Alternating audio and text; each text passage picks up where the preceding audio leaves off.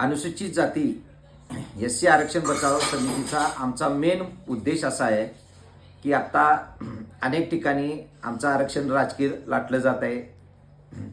हेच आरक्षण उद्यानंतर शिक्षणामध्ये येणार आहे, नोकऱ्यांच्यामध्ये येणार आहे.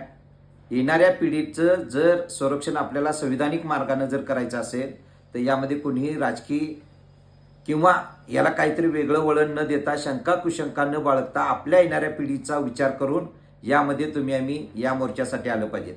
या मोर्चामध्ये विशेषतः सर्व जाती धर्माचे लीडर आहेत. त्यामध्ये माजी आमदार राजीव आवळे साहेब, माजी आमदार सुजित मिंचेकर साहेब, शिवाजीराव कावळे दादा आहेत, दुर्वास बापू कदम आहेत, उत्तम कांबळे साहेब आहेत, DG भास्कर साहेब आहेत.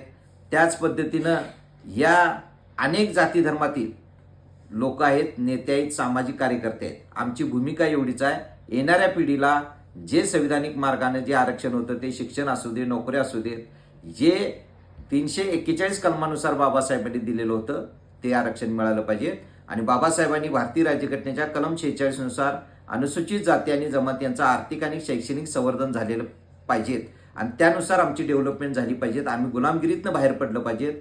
आम्हाला सापाला पाणी दिलं जात होतं, कुत्र्याला पाणी दिलं जात होतं, जनावरांना दिलं जात होतं, परंतु ते आम्हाला सगळं संविधानिक मार्गाने मिळालेलं आहे. तो अन्याय दूर होण्यासाठी आम्ही संविधानिक मार्गाने एकत्र यायचं सगळं 59 जातींनी ठरवलेलं आहे.